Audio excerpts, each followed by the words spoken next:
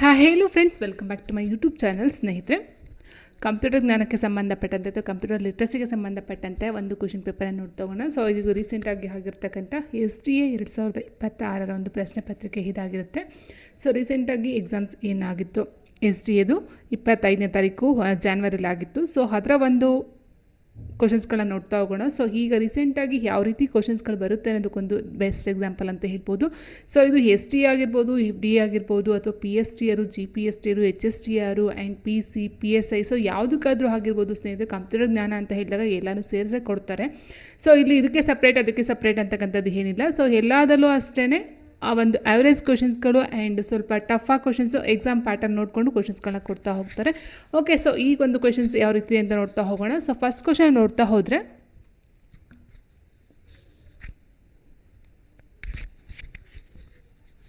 ಕೆಳಗಿನಲ್ಲಿ search ಎಂಜಿನ್ಗಳು ಯಾವುವು ಅಂತ ಕೇಳಿದರೆ Google, Bing, Outlook, DuckDuckGo ಅಂತ ಕೊಟ್ಟಿದ್ದಾರೆ.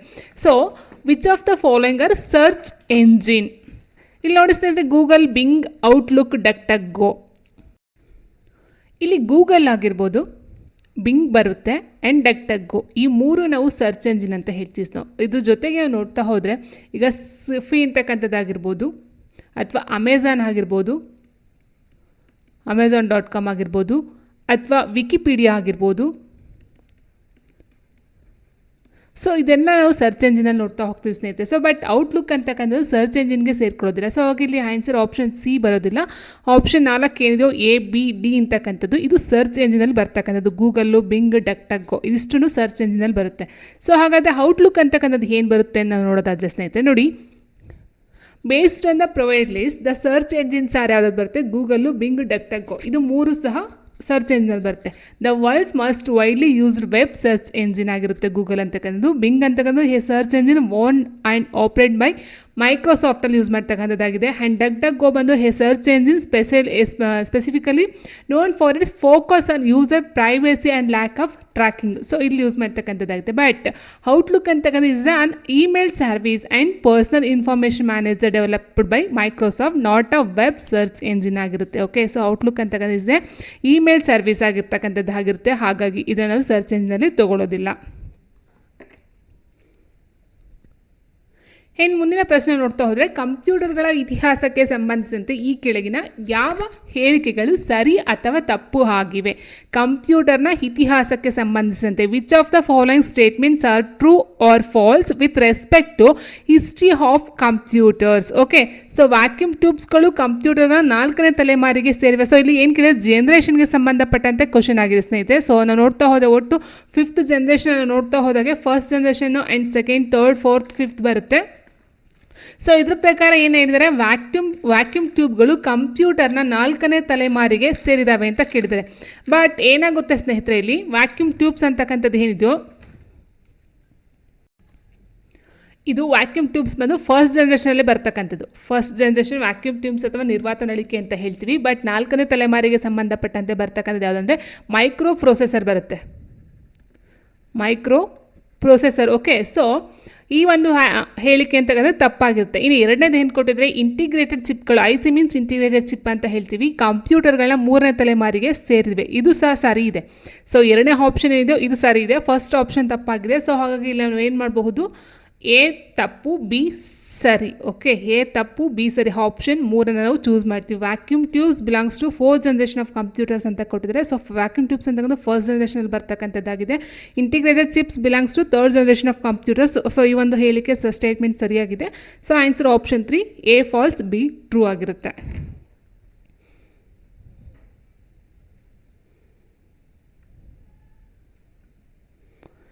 ನೆಕ್ಸ್ಟ್ ಕ್ವೆಶನ್, ಕೆಳಗಿನಲ್ಲಿ ಯಾವುದು ಅಥವಾ ಯಾವುವು ಕಂಪ್ಯೂಟರ್ನ 5ನೇ ತಲೆಮಾರಿನ ಲಕ್ಷಣ ಅಥವಾ ಲಕ್ಷಣಗಳು ಆಗಿರುವುದಿಲ್ಲ ಅಂತ ಕೇಳಿದ್ದಾರೆ.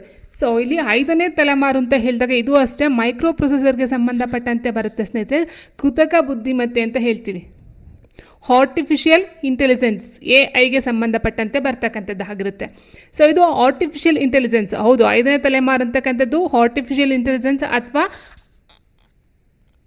ಕೃತಕ ಬುದ್ಧಿಮತ್ತೆಗೆ ಸಂಬಂಧಪಟ್ಟಂಥ ಒಂದು ಉಪಯೋಗಿ ಅಪ್ಲಿಕೇಶನ್ ಆಗಿರುತ್ತೆ. ಸೊ ಇದು ಸರಿಯಾಗಿದೆ. ಆ್ಯಂಡ್ ನೆಕ್ಸ್ಟ್ ಅತಿ ವೇಗ ಇದೆ. ಈಗಿನ ಒಂದು ಜನ್ರೇಷನ್ ನೋಡ್ತಾ ಹೋದಾಗ ಕಂಪ್ಯೂಟರ್ಸ್ಗಳು ಅತಿ ವೇಗದಲ್ಲಿ ಸ್ಪೀಡಾಗಿ ಮಾಡ್ತಕ್ಕಂಥ ಒಂದು ಸಾಮರ್ಥ್ಯವನ್ನು ಹೊಂದಿದ್ದಾವೆ. ಆ್ಯಂಡ್ ಹೈ ಸ್ಟೋರೇಜು ಸಹ ಇದೆ. ಬಟ್ ಅತಿಯಾದ ವಿದ್ಯುತ್ ಶಕ್ತಿಯ ಬಳಕೆ ಅಂತಕ್ಕಂಥ ಒಂದು ಆಯ್ಕೆ ತಪ್ಪಾಗಿರುತ್ತೆ ಸ್ನೇಹಿತರೆ. ಸೊ ಹಾಗಾಗಿ ನಾವು ಏನು ಮಾಡಬಹುದು, ಆನ್ಸರ್ ಆಪ್ಷನ್ 4 ಡಿ ಮಾತ್ರ ತಪ್ಪಾಗಿದೆ, ಅಥವಾ ಅದರ ಒಂದು ಲಕ್ಷಣ ಅಲ್ಲ ಅಂತ ಹೇಳಬಹುದು. ಕಂಪ್ಯೂಟರ್ನ 5ನೇ ತಲೆಮಾರಿನ ಲಕ್ಷಣ ಯಾವುದು? 3 ಬರುತ್ತೆ. Artificial intelligence, high speed, high storage. So 3 ಬರುತ್ತೆ. ಹೈ ಪವರ್ ಯೂಸೇಜ್ ಅಂತಕ್ಕಂಥದ್ದು ತಪ್ಪಾಗುತ್ತೆ. ಸೊ ಆನ್ಸರ್ ಆಪ್ಷನ್ 4 ಆಗಿರುತ್ತೆ.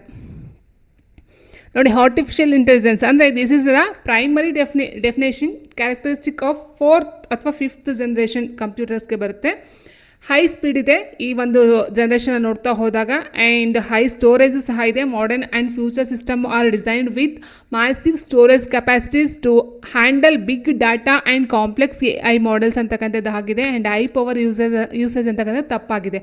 This is not a characteristics. Okay, characteristic. The goal of advancing computer generations is to improve energy efficiency, reduce heat and lower power consumption while increasing performance. Very important. ನೋಡ್ತಾ ಹೋಗಿ ಇದರ ಒಂದು characteristics ಅಂತ ನೋಡ್ತಾ ಹೋದಾಗ ಏನಾಗುತ್ತೆ, improve energy efficiency ಅಂದರೆ high ಪವರಲ್ಲಿ ನೋಡ್ತಾ ಹೋಗ್ತೀವಿ. ಆ್ಯಂಡ್ ರೆಡ್ಯೂಸ್ ಹೀಟ್ನ ರೆಡ್ಯೂಸ್ ಮಾಡುತ್ತೆ. And low power. Okay, so low power ಕಮ್ಮಿ ಇರ್ತಕ್ಕಂಥದ್ದಾಗಿದೆ.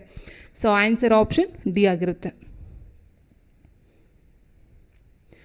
ಕಂಪ್ಯೂಟರ್ಗಳ ಗಾತ್ರಕ್ಕೆ ಸಂಬಂಧಿಸಿದಂತೆ ಈ ಕೆಳಗಿನ ಇಳಿಕೆ ಕ್ರಮದಲ್ಲಿ ಜೋಡಿಸಿ ಅಂತ ಕೊಟ್ಟಿದ್ದಾರೆ. ಸೊ ಇಲ್ಲಿ ನಾವು ಏನು 4 ಕೊಟ್ಟಿದ್ದಾರೋ, palm top, laptop, notebook and desktop, ಒಟ್ಟು 4 ಕೊಟ್ಟಿದ್ದಾರೆ. ಇದು ಆರ್ಡರ್ ಪ್ರಕಾರ ಜೋಡಿಸ್ತಾ ಹೋದಾಗ ಸ್ನೇಹಿತರೆ ಫಸ್ಟ್ ಬರ್ತಕ್ಕಂಥದ್ದು ಡೆಸ್ಕ್ಟಾಪ್ ಆಗಿರುತ್ತೆ.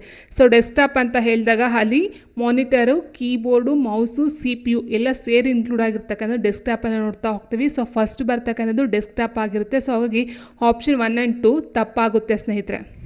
ಓಕೆ, ಸೊ ಅದಾದರೆ ನಂತರ ಬರ್ತಕ್ಕಂಥದ್ದು ಲ್ಯಾಪ್ಟಾಪ್ ಆಗಿರುತ್ತೆ. ಲ್ಯಾಪ್ಟಾಪ್ ಆದ ನಂತರ ನೋಟ್ಬುಕ್ ಆದ ನಂತರ palm top. Okay, so answer option 4 ಆಗಿರುತ್ತೆ. ಸೊ ಈ ಆರ್ಡ್ರಲ್ಲಿ ಅಂದರೆ ಇಳಿಕೆ ಕ್ರಮವನ್ನು ಕೇಳಿದರೆ ಫಸ್ಟ್ ಡೆಸ್ಕ್ಟಾಪ್ ಅಂತ ತುಂಬ ದೊಡ್ಡದಿರುತ್ತೆ, ಅದಕ್ಕಿಂತ ಚಿಕ್ಕದು ಲ್ಯಾಪ್ಟಾಪ್ಗಿಂತ ಚಿಕ್ಕದು ನೋಟ್ಬುಕ್ಕಿಂತ ಚಿಕ್ಕದು ಪಾಮ್ ಟಾಪ್ ಆಗುತ್ತೆ. ಸೊ ನೋಟ್ಬುಕ್ ಅಂದರೆ ಪೆನ್ನು, ಎಕ್ಸೈಸು ಆ ಥರ ಅಂತ ಅಂದ್ಕೊಳ್ಳಿಕ್ಕೆ ಹೋಗ್ಬೇಡಿ. Okay, so answer option D ಆಗಿರುತ್ತೆ, 4 ಆಗಿರುತ್ತೆ. ನೋಡಿ, the decreasing order of computer size is determined by their physical dimensions and portability. So ಏನಾಗುತ್ತೆ, ಡೆಸ್ಕ್ಟಾಪ್ ಅಂತ ಹೇಳಿದಾಗ ಆಲ್ರೆಡಿ ಹೇಳಿದಾಗೆ these are stationary computers designed to stay on a desk. ಅಂದರೆ desk ಮೇಲೆ ನಾವು ಡಿಸೈನ್ ಮಾಡ್ತಾ ಹೋಗ್ತೀವಿ. ಎಲ್ಲಿ ಏನೇನು ಬರುತ್ತೆ ಅಂತ ಹೇಳಿದರೆ ಕಾಂಪೊನೆಂಟ್ಸ್ ಲೈಕ್ ಮಾನಿಟರ್ ಆಗಿರ್ಬೋದು, CPU, ಕ್ಯಾಬಿನೆಟ್ ಆಗಿರ್ಬೋದು ಆ್ಯಂಡ್ ಕೀಬೋರ್ಡ್. ಓಕೆ, ಸೊ ಇಷ್ಟೆಲ್ಲ ನಾವು ಇಟ್ಕೊಂಡು ಕಂಪ್ಯೂಟರ್ ಡೆಸ್ಕ್ಟಾಪನ್ನು ನಾವು ಜೋಡಿಸ್ಕೊಂಡಿರ್ತೀವಿ. ಅದು ತುಂಬ ದೊಡ್ಡದಂತ ಅಂದರೆ ಕೊಟ್ಟಿರ್ತಕ್ಕಂಥ 4 ಆಪ್ಷನ್ಗಳಲ್ಲಿ ಏನಿದೆಯೋ ಅದರಲ್ಲಿ ಇದು ದೊಡ್ಡದಾಗಿರುತ್ತೆ. ಇನ್ನು ಲ್ಯಾಪ್ಟಾಪ್ ಅಂತ ತೊಗೊಂಡಾಗ ಸ್ನೇಹಿತರೆ ಅದೊಂದು ಪೋರ್ಟಬಲ್ ಅಂತ ಹೇಳ್ಬೋದು. So portable personal computer with on integrated screen and keyboard. So keyboard ಅದರಲ್ಲೇ ಇರುತ್ತೆ. ಬೇಕು ಅಂದರೆ ಎಕ್ಸ್ಟ್ರಾ ನಾವು ಮೌಸು, ಕೀಬೋರ್ಡ್ ಇಟ್ಕೊಳ್ಬೋದು. ಇಲ್ಲ ಅಂದರೆ ಲ್ಯಾಪ್ಟಾಪಲ್ಲೇ ನಾವು ಕೀಬೋರ್ಡ್, ಮೌಸೆಲ್ಲ ಅದರಲ್ಲೇ ಸಹ ನಾವು ಕ್ಯಾರಿಯನ್ನು ಮಾಡಬಹುದಾಗಿರುತ್ತೆ. ವೈಲ್ ಸ್ಮಾಲರ್ ದನ್ ಡೆಸ್ಕ್ಟಾಪ್ಸ್ ಅಂದರೆ ಇದಕ್ಕೆ ಹೋಲಿಸ್ಕೊಂಡ್ರೆ ಇದು ತುಂಬ ಚಿಕ್ಕದು. Okay, so they are larger and more powerful than notebooks are handheld devices. ಅಂದರೆ ನೋಟ್ಬುಕ್ಗಿಂತ ಜಾಸ್ತಿ ಪವರ್ಫುಲ್ ಮತ್ತು ಲಾರ್ಜರ್ ಆಗಿರ್ತಕ್ಕಂಥದ್ದು ಲ್ಯಾಪ್ಟಾಪ್ ಆಗಿರುತ್ತೆ. ಇನ್ನು ನೋಟ್ಬುಕ್ನ ನೋಡ್ತವ್ರೆ often used interchangeably with laptops. Notebooks are technically a subset of laptops designed specifically to be ultra thin and lightweight. So ಅಂದರೆ ಈ ಒಂದು ಲ್ಯಾಪ್ಟಾಪ್ಗಿಂತ ಡಿಸೈನ್ ಮಾಡಿರ್ತಕ್ಕಂಥ ಒಂದು ನೋಟ್ಬುಕ್ ಏನಾಗಿರುತ್ತೋ ಅದು ultra thin and lightweight ಆಗಿರುತ್ತೆ. ಬಟ್ ಲ್ಯಾಪ್ಟಾಪ್ಗಿಂತ ಚಿಕ್ಕದಾಗಿರುತ್ತೆ. ನೋಡಿ ಇಲ್ಲಿ ಕೊಟ್ಟಿದ್ದಾನೆ standard full size laptops. So typically smaller than standard full size laptops. ಅಂದರೆ ಲ್ಯಾಪ್ಟಾಪ್ಸ್ಗಿಂತ ಸ್ಟ್ಯಾಂಡರ್ಡ್ ಲ್ಯಾಪ್ಟಾಪ್ಸ್ಗಿಂತ ತುಂಬ ಸ್ವಲ್ಪ ಕಡಿಮೆ ಸ್ಮಾಲ್ ಆಗಿರುತ್ತೆ. ಓಕೆ, ಆ್ಯಂಡ್ ಪಾಮ್ ಟಾಪ್ ಅಂತ ಹೇಳಿದ್ರೆ these are the smallest in this list. ಅಂದರೆ ಇಲ್ಲಿ ಕೊಟ್ಟಿರ್ತಕ್ಕಂಥ 4 ಆಪ್ಷನಲ್ಲಿ ತುಂಬ ಚಿಕ್ಕದಾಗಿರ್ತಕ್ಕಂಥದ್ದು ಪಾಮ್ ಟಾಪ್ ಆಗಿರುತ್ತೆ. Also known as hand held computers ಅಂತ ಕರೀತಾರೆ ಈ ಒಂದು ಪಾಮ್ ಟಾಪ್ನ. They are design to fit literally in the palm of your hand or a pocket. ಅಂದರೆ ನಮ್ಮ ಒಂದು ಪ್ಯಾಕೆಟ್ ಜೋಬಲ್ಲಿ ಇಟ್ಕೊಳ್ತಕ್ಕಂಥದ್ದಾಗಿರುತ್ತೆ, ಅಥವಾ ಕೈಯಲ್ಲಿ ಏನು ಫೋನ್ ಯೂಸ್ ಮಾಡ್ತೀವೋ ಆ ಟೈಪಲ್ಲಿ ಹ್ಯಾಂಡ್ ಹೆಲ್ಡ್ ಅಂದರೆ ಕೈಯಿಂದ ಹಿಡ್ಕೊಂಡು ನಾವು ಕೈಯಲ್ಲಿ ಇದು ರೀತಿ ಏನು ಮಾಡಬಹುದು, ಮೊಬೈಲ್ನ ವರ್ಕ್ ಮಾಡ್ಬೋದು, ಆ ರೀತಿಲಿ ಇರ್ತಕ್ಕಂಥದ್ದು ಈ ಒಂದು ಪಾಮ್ ಟಾಪ್ ಆಗಿರುತ್ತೆ. ಅದು ತುಂಬ ಚಿಕ್ಕದಾಗಿರುತ್ತೆ. ಇನ್ನು ನೆಕ್ಸ್ಟ್ ನಾವು ನೋಡ್ತಾ ಹೋದರೆ MS ವರ್ಡ್ ಲಕ್ಷಣಗಳಿಗೆ ಸಂಬಂಧಿಸಿದಂತೆ ಈ ಕೆಳಗಿನ ಹೇಳಿಕೆಗಳಲ್ಲಿ ಯಾವುದು ಸರಿ ಯಾವುದು ತಪ್ಪು ಎಂದು ಗುರುತಿಸಿ. State whether the following statements are true or false with respect to M S Word feature. ಅಂದರೆ ಎಮ್ ಎಸ್ ವರ್ಡ್ ಫೀಚರ್ಗೆ ಸಂಬಂಧಪಟ್ಟಂತೆ ಯಾವ ಹೇಳಿಕೆಗಳು ಸರಿ ಅಥವಾ ತಪ್ಪು ಅನ್ನೋದನ್ನ ಗುರುತಿಸಬೇಕು. ಓಕೆ, ಸೊ ಎಮ್ ಎಸ್ ವರ್ಡ್ನಲ್ಲಿ ಹೈಪರ್ ಲಿಂಕ್ಗಳನ್ನು ಅನುಮತಿಸಲಾಗಿದೆ. Okay, using hyperlinks is allowed in M S Word ಅಂತ ಕೊಟ್ಟಿದ್ದಾರೆ. ಆ್ಯಂಡ್ ಡಿಜಿಟಲ್ ಸಿಗ್ನೇಚರ್ಗಳನ್ನು ಎಮ್ ಎಸ್ ವರ್ಡ್ನಲ್ಲಿ ಅನುಮತಿಸಲಾಗಿದೆ. ಓಕೆ, ಎಮ್ ಎಸ್ ವರ್ಡ್ನಲ್ಲಿ ಹೈಪರ್ ಲಿಂಕ್ ಇರುತ್ತೆ ಆ್ಯಂಡ್ ಡಿಜಿಟಲ್ ಸಿಗ್ನೇಚರ್ಗೆ ಅವಕಾಶ ಇದೆ ಅಂತಕ್ಕಂಥದ್ದು ಇಲ್ಲಿ ಹೇಳಿಕೆಗಳನ್ನು ಕೊಟ್ಟಿದ್ದಾರೆ ಸ್ನೇಹಿತರೆ. ಸೊ ಇಲ್ಲ ನೋಡ್ತಾ ಹೋದಾಗ ಎರಡೂ ಸಹ ಆಪ್ಷನ್ಗಳು ಸರಿ ಇದೆ. ಡಿಜಿಟಲ್ ಸಿಗ್ನೇಚರ್ ಅಂತ ಹೇಳಿದಾಗ ಇದು ಸಹ ಅಲೋ ಇದೆ ಎಮ್ ಎಸ್ ವರ್ಡ್ನಲ್ಲಿ. And using hyperlinks is allowed in M S Word. ಎರಡೂ ಸಹ ಸರಿಯಾಗಿರ್ತಕ್ಕಂಥ ಒಂದು ಹೇಳಿಕೆಗಳು, ಸ್ಟೇಟ್ಮೆಂಟ್ಸ್ಗಳು. Both statements are true regarding MS Word features. Microsoft Word allows users to insert hyperlinks to web pages or other documents. Yes, MS Word ಅಲ್ಲಿ and MS Access ಬರುತ್ತೋ.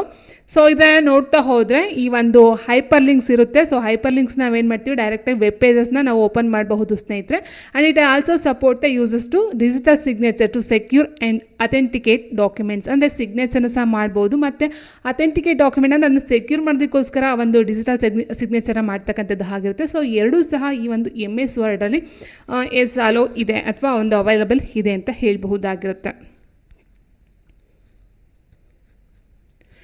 M S Excel ಬಳಕೆದಾರರು Excel ವಿಂಡೋವಿನಲ್ಲಿ ದಿನಾಂಕವನ್ನು June 1 ಎಂದು ನೀಡಿದರೆ ಎಕ್ಸೆಲ್ನಲ್ಲಿ ತೋರುವ ದಿನಾಂಕದ ಮಾದರಿ ಏನಾಗಿರುತ್ತೆ. ಸೊ ಇದು ಆ್ಯಕ್ಚುಲಿ ಡೆಮೋ ಕೊಟ್ಟರೆ ಚೆನ್ನಾಗಿರುತ್ತೆ ಸ್ನೇಹಿತರೆ. ಸೊ ಹೇಳೋದಕ್ಕಿಂತ ಡೆಮೋದಲ್ಲಿ ಚೆನ್ನಾಗಿ ಕಾಣಿಸುತ್ತೆ. ಬಟ್ ಇಲ್ಲ ನಾನು ಡೈರೆಕ್ಟ್ ಆನ್ಸರ್ ಹೇಳ್ಬಿಡ್ತೀನಿ. Excel user enters January 1st date in Excel window than the date displayed by Excel is ಅಂತ ಕೊಟ್ಟಿದ್ದಾರೆ. ನೋಡಿ, ಎಕ್ಸೆಲ್ ಏನು ಎಮ್ ಎಸ್ ಎಕ್ಸೆಲ್ ನಾವು ಯೂಸ್ ಮಾಡ್ತೀವೋ ಸೊ ಅಲ್ಲಿ ಏನಾಗುತ್ತೆ, ಒಂದು ವಿಂಡೋನ ಓಪನ್ ಮಾಡಿಕೊಂಡ್ರೆ ಜೂನ್ 1 ಅಂತ ಟೈಪ್ ಮಾಡಿದ್ರೆ ನಮ್ಗೆ ಏನು ತೋರಿಸುತ್ತೆ ಅಂತಂದರೆ ಜೂನ್ 1 ಪ್ರಸ್ತುತ ವರ್ಷ ಅನ್ನೋದನ್ನ ತೋರಿಸುತ್ತೆ. June 1st of current year ಅಂತಕ್ಕಂಥದ್ದು ಅಲ್ಲಿ ತೋರಿಸ್ತಕ್ಕಂಥದ್ದು ಆಯ್ಕೆ ಆಗಿರುತ್ತೆ ಸ್ನೇಹಿತರೆ. ಮೈಕ್ರೋಸಾಫ್ಟ್ ಪವರ್ ಪಾಯಿಂಟ್ ಸ್ಲೈಡ್ಗಳಲ್ಲಿ ಬೆಂಬಲಿತವಾದ ಪ್ರಮಾಣಿತ ಪವರ್ ಪಾಯಿಂಟ್ನ ಸೌಂಡ್ ಫಾರ್ಮೆಟ್ ಯಾವುದು?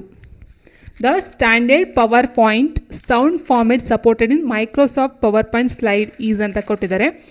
So MP3, WAV, WMA, MI, DI. Okay, so ಎಲ್ಲ ನೋಡ್ತಾ ಹೋದರೆ ಸ್ನೇಹಿತರೆ, ವೇವ್ ಸೌಂಡ್ ಫೈಲ್ ಅಂತ ಹೇಳ್ತೀವಿ. Wave sound file.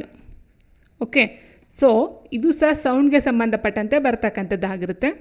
Sound format ಯಾವುದು? ವೇವ್ ಸೌಂಡ್ ಫೈಲ್ ಅಂತಕ್ಕಂಥದ್ದು. ಆನ್ಸರ್ ಆಪ್ಷನ್ 2 ಆಗಿರುತ್ತೆ. ಇನ್ನು MP3 ಅಂತಕ್ಕಂಥದ್ದೇನಿದೆಯೋ ಸೊ ಇದನ್ನು ನಾವು ಆಡಿಯೋ ಪ್ಲೇಯರ್ಗೆ ಯೂಸ್ ಮಾಡ್ತೀವಿ, ಆಡಿಯೋಗೆ ಯೂಸ್ ಮಾಡ್ತಕ್ಕಂಥದ್ದಾಗಿರುತ್ತೆ. ಇನ್ನು ಓಕೆ, ನೆಕ್ಸ್ಟ್ ಕೊಡ್ತೀನಿ ನೋಡಿ. ಈಗ WAV ಅಂತ ಹೇಳಿದಾಗ the standard format used by Windows ideal for short animated sound effect because they are uncompressed and offer high quality. Yes, ಇದು ನಾವು ಎಲ್ಲಿ ಯೂಸ್ ಮಾಡ್ತೀವಿ, ಸೌಂಡ್ಗೋಸ್ಕರ ಯೂಸ್ ಮಾಡ್ತಕ್ಕಂಥ ಒಂದು ಫೈಲಲ್ಲಿ ಯೂಸ್ ಮಾಡ್ತಕ್ಕಂಥದ್ದಾಗಿರುತ್ತೆ ಸ್ನೇಹಿತರೆ. ಸೊ ಮೈಕ್ರೋಸಾಫ್ಟ್ ಪವರ್ ಪಾಯಿಂಟ್ನಲ್ಲಿ. ಸೊ ಆನ್ಸರ್ ಆಪ್ಷನ್ 2 ಆಗಿರುತ್ತೆ. ಇನ್ನು MP3 ಅಂತ ಹೇಳಿದಾಗ popular compressed format suitable for longer audio, music or narrator supported across different versions. ಅಂದರೆ MP3ನ ನಾವು audio music, it means audio ಮ್ಯೂಸಿಕಲ್ಲಿ ಯೂಸ್ ಮಾಡ್ತಕ್ಕಂಥದ್ದಾಗಿದೆ. ಇನ್ನು WMA ಅಂತಕ್ಕಂಥದ್ದೇನಿದೆಯೋ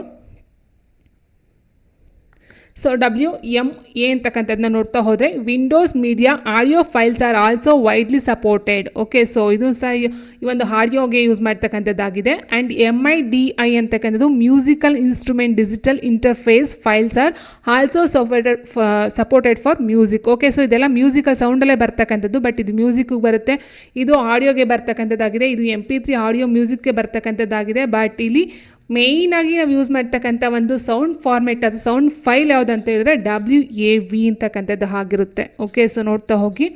ಸೊ ವೇವ್ ಸೌಂಡ್ ಫೈಲ್ಗೆ ಯೂಸ್ ಮಾಡ್ತಕ್ಕಂಥದ್ದು WAV ಆಗಿರುತ್ತೆ.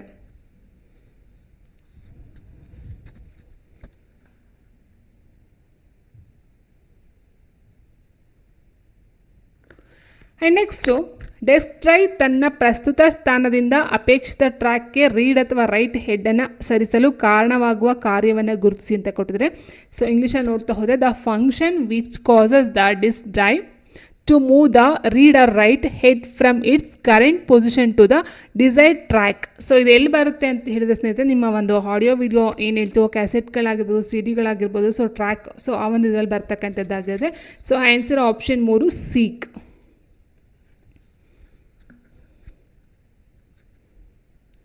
ಕೆಳಗಿನಲ್ಲಿ ಯಾವುದು ಕಂಪ್ಯೂಟರ್ಗಳನ್ನು ಡಿಜಿಟಲ್ ಇನ್ಪುಟ್ ಸಾಧನವಲ್ಲ ಅಂತ ಕೇಳಿದರೆ digital input. Okay, so input output. Input means ಒಳಗಡೆ ಕಳಿಸ್ತಕ್ಕಂಥದ್ದು. ಔಟ್ಪುಟ್ ಅಂದರೆ ಕಂಪ್ಯೂಟರ್ ಅಥವಾ ಮಾನಿಟರ್ ಅಥವಾ ಲ್ಯಾಪ್ಟಾಪಿಂದ ಹೊರಗಡೆ ಬರ್ತಕ್ಕಂಥದ್ದು ನಾವು ಔಟ್ಪುಟ್ ಅಂತ ಹೇಳ್ತೀವಿ. ಇಲ್ಲಿ ಇನ್ಪುಟ್ ಸಾಧನ ಅಲ್ಲ. ಇನ್ಪುಟ್ ಸಾಧನ ಅಂದರೆ ಔಟ್ಪುಟ್ ಆಗಿರ್ತಕ್ಕಂಥದ್ದು ಯಾವುದು ಅಂತ ಕೇಳಿದರೆ, so digital camcorder, microphone, scanner and plotter. So ನೋಡಿ ಇಲ್ಲಿ ಮೈಕ್ರೋಫೋನ್ ಅಂತ ಹೇಳಿದಾಗ ನಾವು ಮಾತಾಡ್ತಕ್ಕಂಥದ್ದು ಏನಿರುತ್ತೋ ಸೊ ಅದು ಒಳಗಡೆ ತಗೊಳುತ್ತೆ. ಇದೊಂದು ಇನ್ಪುಟ್ ಸಾಧನ, ಹೌದಾ? ಇನ್ಪುಟ್ಟು ಕಂಪ್ಯೂಟರ್ ಒಳಗಡೆ ತಗೊಳ್ತಕ್ಕಂಥದ್ದು ಮೈಕ್ರೋಫೋನಿಂದ. ಸ್ಕ್ಯಾನರು ಅಷ್ಟೇ, ನಾವು ಸ್ಕ್ಯಾನ್ ಮಾಡ್ತೀವಿ ಅಂತೇಳಿ ಇದೊಂದು ಇನ್ಪುಟ್ ಆಗಿರುತ್ತೆ. ಸೊ ಡಿಜಿಟಲ್ ಕ್ಯಾಮ್ ಕಾರ್ಡರ್ ಸಹ ಇದೊಂದು ಇನ್ಪುಟ್ ಆಗಿರುತ್ತೆ. ಬಟ್ ಫ್ಲಾಟರ್ ಅಂತಕ್ಕಂಥದ್ದು ಏನಿದೆಯೋ ಇದು ಒಂದು ಔಟ್ಪುಟ್ ಸಾಧನ. ನಿಮಗೆ ಗೊತ್ತಾಗಲಿ ಅಂತಲೇ ಈ ಒಂದು ಪಿಕ್ಚರ್ ಹಾಕಿರೋದು ಔಟ್ಪುಟ್ಗೆ. ಸೊ ಇದು ಒಂದು ಕಂಪ್ಯೂಟರ್ ಅಥವಾ ಸಿಸ್ಟಮ್ ಅಥವಾ ಲ್ಯಾಪ್ಟಾಪಿಂದ ನಮಗೆ ಯಾವ ಒಂದು ಚಿತ್ರ ಬೇಕೋ ಅದು ಹೊರಗಡೆ ಬರ್ತಕ್ಕಂಥದ್ದು ನಾವು ಫ್ಲಾಟರಲ್ಲಿ ತೊಗೊಳ್ತೀವಿ. ಸೊ ಆನ್ಸರ್ ಆಪ್ಷನ್ 4 ಫ್ಲಾಟರ್ ಆಗಿರುತ್ತೆ.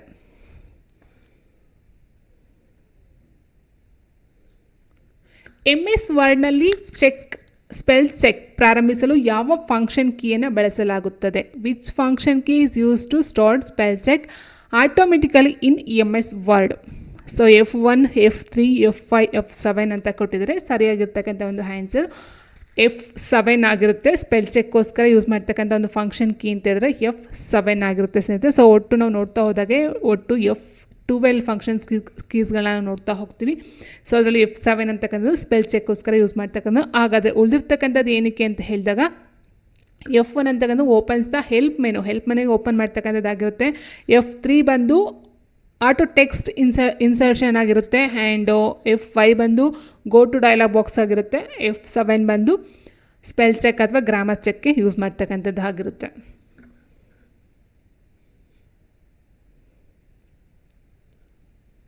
MS ವರ್ಡ್ನಲ್ಲಿ WYSI WYG ಪದದ ವಿಸ್ತೃತ ರೂಪ ಏನಂತ ಕೇಳಿದರೆ, so what you see is what you get, what you seek is what you get, what you see is what you give, what you seek is what you give ಅಂತ ಕೊಟ್ಟಿದ್ದಾರೆ. So ಇಲ್ಲಿ MS ವರ್ಡ್ನಲ್ಲಿ WYSI WYG ಇದರ ಒಂದು ಸರಿಯಾದಂಥ ಒಂದು ವಿಸ್ತೃತ ರೂಪ ಯಾವುದು? ಸೊ ವಾಟ್ ಯು ಸಿ ಏನನ್ನು ನೀನು ನೋಡ್ತೀಯೋ, so is what you get ಅದು ನಿನ್ಗೆ ಸಿಗುತ್ತೆ. ವಾಟ್ ಪಡ್ಕೊಳ್ತೀವಿ ಅಂತಕ್ಕಂಥದ್ದಾಗಿದೆ. What you see is what you get ಅಂತಕ್ಕಂಥದ್ದು ಇದೊಂದು ವಿಸ್ತೃತ ರೂಪ ಆಗಿರುತ್ತೆ. ವಿಸ್ತರಣಾ ರೂಪ ಅಥವಾ ವಿಸ್ತೃತ ರೂಪ ಅಬ್ರಿವೇಷನ್. ಈ ಕೆಳಗಿನ ಯಾವುದು ಡಿರೈವ್ಡ್ ಲಾಜಿಕ್ ಗೇಟ್ ಆಗಿರುವುದಿಲ್ಲ? Which of the following is not a derived logic gate ಅಂತ ಕೊಟ್ಟಿದ್ದಾರೆ. ಸೊ ನಾವು ಇಲ್ಲಿ 2 ರೀತಿ ನೋಡ್ತಾ ಹೋಗ್ತೀವಿ ಸ್ನೇಹಿತರೆ. ಒಂದು ಬೇಸಿಕ್ ಬರುತ್ತೆ, ಮತ್ತೊಂದು ಡಿರೈವ್ಡ್ ಲಾಜಿಕ್ ಗೇಟ್ ಬರುತ್ತೆ. 2 ರೀತಿ ನಾವು ನೋಡ್ತಾ ಹೋಗ್ತೀವಿ. ಸೊ ಓಕೆ, ಇಲ್ಲಿ ನಾವು ಆನ್ಸರ್ ನೋಡ್ತಾ ಹೋದಾಗ ಆನ್ಸರ್ ಆಪ್ಷನ್ 4 OR ಅಂತಕ್ಕಂಥದ್ದು ಇದು ನಾಟ್ ಎ ಡಿರೈವ್ಡ್ ಲಾಜಿಕ್, ಇದೊಂದು ಬೇಸಿಕ್ ಲಾಜಿಕ್ ಆಗಿರುತ್ತೆ ಸ್ನೇಹಿತರೆ. ಸೊ ಹಾಗೆ ಅದು ನಾವು ಡಿರೈವ್ಡ್ ಲಾಜಿಕ್ಗೆ ಸೇರಿಸ್ಕೊಳ್ಳೋಕ್ಕೆ ಆಗೋದಿಲ್ಲ. ಹಾಗಾದರೆ ನೋಡ್ತಾ ಹೋದರೆ ನೋಡಿ ಇಲ್ಲಿ 2 ರೀತಿ ನಾವು ಗೇಟ್ಸ್ಗಳನ್ನ ನೋಡ್ತೀವಿ. ಒಂದು ಬೇಸಿಕ್ ಗೇಟ್ಸು, ಇನ್ನೊಂದು derived Gates. Okay, so A in the end, OR or NOT not ಈ 3 ನಾವು ಬೇಸಿಕ್ ಗೇಟ್ಸ್ ಅಂತ ಕರಿತೀವಿ. ಸೊ ಇದು ಅದೇ ಕೊಟ್ಟಿರೋದು ನೋಡಿಲಿ, ನಾಟ್ ಇಲ್ಲ, ಆ್ಯಂಡ್ ಇಲ್ಲ, ಆರ್ ಕೊಟ್ಟಿದ್ದಾರೆ. ಸೊ ಆರ್ ಅಂತಕ್ಕಂಥದ್ದು ಬೇಸಿಕ್ಕಾಗಿ ಬರ್ತಕ್ಕಂಥದ್ದು ಗೇಟ್. ಓಕೆ, ಇನ್ನು ಡಿರೈವ್ಡ್ ಗೇಟ್ಸಲ್ಲಿ ಯಾವ್ದು ಬರುತ್ತೆ? NA ಇಂಡಿ NAND ಆಗಿರ್ಬೋದು, NOR ಆಗಿರ್ಬೋದು, XOR ಆಗಿರ್ಬೋದು, XNOR ಆಗಿರ್ಬೋದು. ಸೊ ಈ 4 ಏನಿದೆಯೋ, ಸೊ NAND ಅಂತಕ್ಕಂಥದ್ದು A ಇಂಡಿ ಹ್ಯಾಂಡ್ ಮತ್ತು NOT ನಾಟನ್ನು ಸೇರಿಸ್ಕೊಂಡಿರ್ತಕ್ಕಂಥದ್ದಾಗಿದೆ. NOR ಬಂದು ಆರ್ ಮತ್ತು ನಾಟ್ನ ಸೇರಿಸ್ಕೊಂಡಿರ್ತಕ್ಕಂಥದ್ದು. ಆ್ಯಂಡ್ XOR ಆಗಿದೆ, ಎಕ್ಸ್ಕ್ಲೂಸಿವ್ ಆರ್ ಅಂತಕ್ಕಂಥದ್ದು. ಆ್ಯಂಡ್ XNOR ಅಂತಕ್ಕಂಥದ್ದು. ಸೊ ಈ 4 ಸಹ ಡಿರೈವ್ಡ್ ಗೇಟ್ಸಲ್ಲಿ ಬರುತ್ತೆ. ಆರ್ ಅಂತಕ್ಕಂಥದ್ದು, ಆ್ಯಂಡ್ ಅಂತಕ್ಕಂಥದ್ದು, ನಾಟ್ ಅಂತಕ್ಕಂಥದ್ದು ಇದೊಂದು ಬೇಸಿಕ್ ಗೇಟ್ಸಲ್ಲಿ ಬರ್ತಕ್ಕಂಥದ್ದು ಆಗಿರುತ್ತೆ.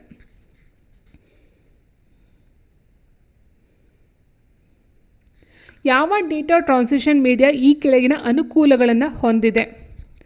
Loss bandwidth, low loss lightweight, analogue ಮತ್ತು ಡಿಜಿಟಲ್ ಸಿಗ್ನಲ್ ಟ್ರಾನ್ಸ್ಮಿಷನ್. ಅಂದರೆ ಈ 4 ಆಪ್ಷನ್ಸ್ಗಳನ್ನು ಏನು ಕೊಟ್ಟಿದ್ದಾರೆ, ಈ 4 ಆಪ್ಷನಲ್ಲಿ ಈ ಒಂದು 4 ಫೀಚರ್ಸ್ಗಳನ್ನು ಹೊಂದಿರತಕ್ಕಂಥದ್ದು ಆಗಿದೆ. ಓಕೆ, ಸೊ ಇಂಗ್ಲೀಷ್ ಬೇಕಂತಾನೆ which data transmission media has the following advantages loss bandwidth low loss lightweight analog and digital signal transmission. So ಇದು ಹೊಂದಿರತಕ್ಕಂಥ ಒಂದು ಫೀಚರ್ನ ಹೊಂದಿರತಕ್ಕಂಥದ್ದು ಯಾವುದು? ಕಾಪರ್ ವೈರ್ ಬರುತ್ತಾ, ಟ್ವಿಸ್ಟೆಡ್ ಪೇರ್ ಕೇಬಲ್ಸಾ ಅಥವಾ ಕೋ ಆಕ್ಸೆಲ್ ಕೇಬಲ್ಸಾ, ಆಪ್ಟಿಕಲ್ ಫೈಬರ್ಸ್ ಅಂತ ಕೊಟ್ಟಿದ್ದಾರೆ. Answer option 4 optical fibre. Because ಯಾಕೆ ಅಂತ ಕೆಳಗಡೆ ನಾನು ಕೊಡ್ತೀನಿ ಸ್ನೇಹಿತರೆ. ನೋಡಿ, ಈ ಒಂದು ಆಪ್ಟಿಕಲ್ ಫೈಬರ್ ಅಂತಕ್ಕಂಥದ್ದು ಲಾರ್ಜ್ ಬ್ಯಾಂಡ್ ವಿಡ್ತನ್ನು ಹೊಂದಿದೆ. So it provides the highest data transfer, ಅಂದರೆ ಹೈಯೆಸ್ಟ್ ಡಾಟಾ ಟ್ರಾನ್ಸ್ಫರ್ ಮಾಡ್ತಕ್ಕಂಥ ಒಂದು ಕೆಪಾಸಿಟಿಯನ್ನು ಹೊಂದಿದೆ of any guided transmission media reaching hundreds of gigabytes per second ಅಂತಕ್ಕಂಥ, ಅಂದರೆ 100 ಆಫ್ ಗಿಗಾಬೈಟ್ಸ್ ಪರ್ ಸೆಕೆಂಡ್, ಒಂದು ಸೆಕೆಂಡ್ಗೆ 100s ಆಫ್ ಗಿಗಾಬೈಟ್ನ ಟ್ರಾನ್ಸ್ಫರ್ ಮಾಡ್ತಕ್ಕಂಥ ಒಂದು ಕೆಪಾಸಿಟಿ ಈ ಒಂದು ಆಪ್ಟಿಕಲ್ ಫೈಬರ್ಗೆ ಇರ್ತಕ್ಕಂಥದ್ದಾಗಿದೆ. ಇನ್ನು ಲೋ ಲಾಸ್ ಅಂದರೆ it has very low signal attenuation allowing data to travel much longer distance. Okay, so ಇಲ್ಲಿ ಲೋ ಲಾಸ್ ಅಂತಲೂ ಸಹ ಒಂದು ಇದನ್ನು ನೋಡ್ತಾ ಹೋಗೋಣ. ಆ್ಯಂಡ್ ನೆಕ್ಸ್ಟ್ ಬಂದು ಲೈಟ್ ವೆಯ್ಟ್ ಇದೆ ಅಂತ ಈ ಒಂದು ಇದು. So since it is made of thin strands of glass or plastic rather than heavy metal, optical fibre cables are significantly lighter and thinner than copper alternative. So ಕಾಪರ್ಗೆ ಹೋಲಿಸ್ಕೊಂಡಾಗ so ತುಂಬ lightweight ಅಂತ ಹೇಳಿದ್ದಾರೆ. And analogue and digital signal transmission ಸಹ ಇದಕ್ಕೆ ಇದೆ ಅಂತ ಹೇಳ್ತಕ್ಕಂಥದ್ದಾಗಿದೆ. Okay, optical ಫೈಬರ್ಗೆ. ಇನ್ನು ಉಳಿದಂತೆ ನೋಡ್ತಾ ಹೋದರೆ ಕಾಪರ್ ವೈರ್ ಏನು ಕೊಟ್ಟಿದ್ರು, ಆಪ್ಷನ್ 3 ಕೊಟ್ಟಿದ್ದಾರಲ್ವ. ಸೊ ಕಾಪರ್ ವೈರ್ ಬಂದು these are a generally category but typically how much higher signal loss of lower bandwidth ಅಂತೆ. So okay, lower bandwidth ಇದೆ. ಸೊ ಹಾಗಾಗಿ ಇದೊಂದು ತಪ್ಪಾಯಿತು. Twisted pair cables there are prone to electromagnetic interference, have high signal attention and much more limited bandwidth. Okay, so ಇದು ಅಷ್ಟೇ. And coaxial ಕೇಬಲ್ಸನ್ನು ನೋಡ್ತಾ ಹೋದಾಗ while they have better band width than twisted peer, they are heavy and okay ಇದು heavy ಇದೆ ಅಂತ ಹೇಳ್ತಿದ್ದಾರೆ. So ಬುಲ್ಕಿ compared to optical ಫೈಬರ್ಗೆ ಹೋಲಿಸ್ಕೊಂಡ್ರೆ ಇದೊಂದು ತುಂಬ ಹೆವಿ ಇದೆ. Okay, and still suffer from significantly higher signal loss over distance ಅಂತಕ್ಕಂಥದ್ದು ಇದರ ಒಂದು ಫೀಚರ್ಗಳು ಆಗಿದೆ ಸ್ನೇಹಿತರೆ. ಆ್ಯಂಡ್ ನೆಕ್ಸ್ಟ್, ಯಾವ ಕಮ್ಯುನಿಕೇಷನ್ ಸಾಧನವನ್ನು ಡಿಜಿಟಲ್ ಡೇಟಾದಿಂದ ಅನಲಾಗ್ ರೂಪಕ್ಕೆ ಮತ್ತು ಪ್ರತಿಯಾಗಿ ಪರಿವರ್ತಿಸಲು ಬಳಸಲಾಗುತ್ತದೆ ಅಂತ ಕೇಳಿದರೆ, ಸೊ ಇಲ್ಲಿ ತುಂಬ ಜನ ಮಿಸ್ಟೇಕ್ಸ್ನ ಮಾಡ್ಕೊಳ್ತಾರೆ. ಈ ಒಂದು ಡಿಜಿಟಲ್ ಅನಲಾಗ್ಗೆ ಕನ್ವರ್ಟ್ ಮಾಡ್ತಕ್ಕಂಥದ್ದು ಮಾಡ್ಯುಲೇಟರು ಅಥವಾ ಡಿಮಾಡ್ಯುಲೇಟರ್ ಅಂತ ಅಂದ್ಕೊಳ್ತಾರೆ. ಸೊ ಆನ್ಸರ್ ಏನಂತ ಅಂದರೆ ಸ್ನೇಹಿತರೆ, ಇಲ್ಲಿ which communication devices used in the conversion of digital data to analog form and vice versa. So ಎರಡನ್ನೂ ಕೇಳಿದ್ದಾರೆ. ಡಿಜಿಟಲ್ ಡೇಟಾದಿಂದ ಅನಲಾಗ್ ರೂಪಕ್ಕೆ, ಅನಲಾಗ್ ರೂಪದಿಂದ ಡಿಜಿಟಲ್ ಡೇಟಾಗೆ ಮತ್ತೆ ಕನ್ವರ್ಟ್ ಆಗ್ತಕ್ಕಂಥದ್ದು ಯಾವುದಂತ ಹೇಳಿದರೆ ಆನ್ಸರ್ ಆಪ್ಷನ್ 2 ಮಾಡೆಮ್ ಆಗಿರುತ್ತೆ. ಮಾಡೆಮ್ ಅಂತ ಹೇಳಿದ ಸ್ನೇಹಿತರಲ್ಲಿ ನಾವು ಮಾಡ್ಯುಲೇಟರ್ ಆ್ಯಂಡ್ ಡಿಮಾಡ್ಯುಲೇಟರ್ ಎರಡೂ ಸಹ ತೊಗೊಳ್ತೀವಿ. ಮಾಡ್ಯುಲೇಟರ್ ಆ್ಯಂಡ್ ಡಿಮಾಡ್ಯುಲೇಟರ್ನ ಮಾಡೆಮ್ ಅಂತ ಹೇಳ್ತೀವಿ. ಸೊ ಇಲ್ಲಿ ಏನಾಗುತ್ತೆ ಅಂತ ಹೇಳಿದ್ರೆ, ಮಾಡ್ಯುಲೇಟರ್ ಅಂತಕ್ಕಂಥದ್ದು ಏನಿದೆಯೋ converts digital data to analog ಸಿಗ್ನಲ್ಗೆ, ಅಂದರೆ ಒಂದರಿಂದ ಡಿಜಿಟಲಿಂದ ಅನಲಾಗ್ಗೆ ಟ್ರಾನ್ಸ್ಫರ್ ಆಗ್ತಕ್ಕಂಥದ್ದು ಕನ್ವರ್ಟ್ ಆಗ್ತಕ್ಕಂಥದ್ದು ಮಾಡ್ಯುಲೇಷನ್ ಆದರೆ, ಅನಲಾಗಿಂದ ಮತ್ತೆ ಈ ಒಂದು ಡಿಜಿಟಲ್ ಡಾಟಾಗೆ ಕನ್ವರ್ಟ್ ಆಗ್ತಕ್ಕಂಥದ್ದು ಈ ಒಂದು ಡಿಮಾಡ್ಯುಲೇಷನ್ ಆಗಿರುತ್ತೆ. ಸೊ ವೈಸ್ ವರ್ಷ ಅಂತ ಕೊಟ್ಟಿದ್ದಾರಲ್ವ. ಸೊ ಹಾಗಾಗಿ ಇಲ್ಲಿ ಆನ್ಸರ್ ಏನು ಬರುತ್ತೆ, ಮಾಡೆಮ್ ಬರುತ್ತೆ. ನಿಮಗೆ ಒಂದು ಕೊಟ್ಟರೆ convert digital data to analog signal ಅಂತ ಕೊಟ್ಟರೆ ನೀವು ಮಾಡ್ಯುಲೇಷನ್ ತೊಗೋಬೇಕಾಗುತ್ತೆ. Converts analog signal to digital data ಅಂತ ಕೊಟ್ಟರೆ ನೀವು ಡಿಮಾಡ್ಯುಲೇಷನ್ ತೊಗೊಳ್ಬೇಕಾಗುತ್ತೆ. ಆ್ಯಂಡ್ ನೆಕ್ಸ್ಟ್ ಕ್ವೆಶನ್ ನೋಡ್ತಾ ಹೋದರೆ, ಯಾವ ಅಂಕೆಗಳ ಮೌಲ್ಯಗಳು ಬೈನರಿ ಬಿಂದುವಿನ ಎಡಭಾಗದಲ್ಲಿ 0ಯಿಂದ ಪ್ರಾರಂಭವಾಗಿ 2ರ ಘಾತದಲ್ಲಿ ಏರುತ್ತದೆ ಮತ್ತು ಬಲಭಾಗದಲ್ಲಿ -1ರ ಘಾತದಲ್ಲಿ ಇಳಿಯುತ್ತದೆ ಅಂತ ಕೇಳಿದರೆ, ಸೊ ಇಲ್ಲಿ ಇಷ್ಟೇ ಸ್ನೇಹಿತರೆ. ಏನಂತಂದರೆ 0 ಅಂತ ತೊಗೊಂಡಾಗ ಬಲಭಾಗ ಅಂತ 2ರ ಘಾತ 1, 2ರ ಘಾತ 2 ಈ ರೀತಿ ಹೋಗುತ್ತೆ. ಈ ಕಡೆ ತೊಗೊಂಡಾಗ 2ರ ಘಾತ -1, 2ರ ಘಾತ -2, ಸೊ ಈ ರೀತಿ ಹೋಗ್ತಾ ಹೋಗುತ್ತೆ. ಬಟ್ ಇಲ್ಲಿ ಕೇಳ್ತಕ್ಕಂಥ ಯಾವ ಅಂಕಿಗಳ ಮೌಲ್ಯಗಳು ಅಂತ ಕೇಳಿದರೆ, ಸೊ ಬೈನರಿ ಬಿಂದುವಿನಲ್ಲಿ ಅಂತ ಹೇಳಿದಾಗ ಆನ್ಸರು ಬೈನರಿನೇ ಆಗಿರುತ್ತೆ. ಸೊ ಡೆಸಿಮಲ್ ಅಂತ ಹೇಳಿದಾಗ ಈಗ 2ರ ಘಾತ 10 ಆ ರೀತಿ ತೊಗೊಳ್ತಕ್ಕಂಥದ್ದಾಗಿರುತ್ತೆ. ಹೆಕ್ಸಾಡೆಸಿಮಲ್ ಅಂತ ಹೇಳಿದಾಗ 16 ತೊಗೊಳ್ತಕ್ಕಂಥದ್ದು. ಆಕ್ಟಲ್ ಅಂತ ಹೇಳಿದಾಗ 8 ತೊಗೊಳ್ತಕ್ಕಂಥದ್ದು ಆ ರೀತಿ ಬರುತ್ತೆ. ಬಟ್ ಇಲ್ಲಿ ಆನ್ಸರ್ ಆಪ್ಷನ್ 1 ಬೈನರಿನೇ ಆಗಿರುತ್ತೆ. MSD-ನ ವಿಸ್ತೃತ ರೂಪ ಏನು? MSD stands for many significant digit, most significant digit, most significant digit and multi significant digit ಅಂತ ಕೊಟ್ಟಿದ್ರೆ, MSD means most, option 3 most significant digit ಅಂತಕ್ಕಂಥದ್ದು. ಈ ಕೆಳಗಿನಲ್ಲಿ ಯಾವ 3 ಆಯ್ಕೆಗಳು ಮೈಕ್ರೋಸಾಫ್ಟ್ ಪವರ್ ಪಾಯಿಂಟ್ನ ಇನ್ಸರ್ಟ್ ಪಿಕ್ಚರ್ ಮೆನುವಿನಲ್ಲಿ ಇದೆ? What are the 3 options available in insert pictures menu in Microsoft power point. ನೀವು ಮೈಕ್ರೋಸಾಫ್ಟ್ ಪವರ್ ಪಾಯಿಂಟ್ನ ಓಪನ್ ಮಾಡಿದರೆ ಸ್ನೇಹಿತರೆ, ಅಲ್ಲಿ ಇನ್ಸರ್ಟ್ ಪಿಕ್ಚರ್ಗೆ ಹೋದರೆ ಅಲ್ಲಿ ಯಾವ ಮೆನುನಲ್ಲಿ ಈ ಒಂದು ಇದು ಕಂಡು ಬರುತ್ತೆ ಅಂತ ಕೇಳಿದರೆ, so clip art from file and shapes. So option 2 ಏನಿದೆಯೋ ಇದು ಕಂಡು ಬರ್ತಕ್ಕಂಥದ್ದಾಗಿರುತ್ತೆ. ನೀವು ಅದನ್ನು ಓಪನ್ ಮಾಡಿ ಚಿತ್ರಗಳ, ಸೊ ಅಲ್ಲಿ ಸಿಗ್ತಾ ಹೋಗುತ್ತೆ ನಿಮಗೆ. MS ಎಕ್ಸೆಲ್ನಲ್ಲಿ ಡ್ಯಾಶ್ ಕಾಂಬಿನೇಷನ್ ಒತ್ತುವುದರಿಂದ ಒಂದು ರೋ ಅನ್ನು ಮರೆ ಮಾಡಲು ಸಾಧ್ಯವಾಗುತ್ತದೆ. ಸೊ ಇದು MS ಎಕ್ಸೆಲ್ಗೆ ಸಂಬಂಧಪಟ್ಟಂಥ ಒಂದು ಕ್ವೆಶನು. ಸೊ ಆನ್ಸರು ಕಂಟ್ರೋಲ್+9 ಆಗಿರುತ್ತೆ ಸ್ನೇಹಿತರೆ.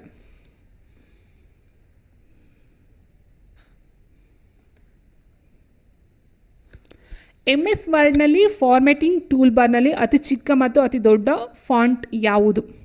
MS ವರ್ಡಲ್ಲಿ ಸೊ ನೋಡಿ, ಇದೇನಂತ ಹೇಳಿದ್ರೆ, ಏನು ಅಕ್ಷರಗಳು ಬರೆದಿರ್ತೀವೋ ನಾವು, ಈಗ ಕನ್ನಡ ಆಗಿರ್ಬೋದು ಅಥವಾ ಇಂಗ್ಲೀಷ್ ಯಾವುದಾದ್ರೂ ಆಗಿರ್ಬೋದು, ಅದರ ಒಂದು ಗಾತ್ರ ಸೈಜ್ ಅಂತಕ್ಕಂಥದ್ದು ಏನಿದೆಯೋ ಅದ್ರ ನಾವು ಮಿನಿಮಮ್ ಅಂತ ಹೇಳಿದ್ರೆ 8 ಇರುತ್ತೆ, ಮ್ಯಾಕ್ಸಿಮಮ್ ಅಂತ ಹೇಳಿದ್ರೆ 72ರಷ್ಟು ನಾವು ದಪ್ಪ ಮಾಡಬಹುದು, ದೊಡ್ಡ ಮಾಡಬಹುದು. ಸೊ ಅದನ್ನ ಇಲ್ಲಿ ಕೊಟ್ಟಿದ್ದಾರೆ ಸ್ನೇಹಿತರೆ.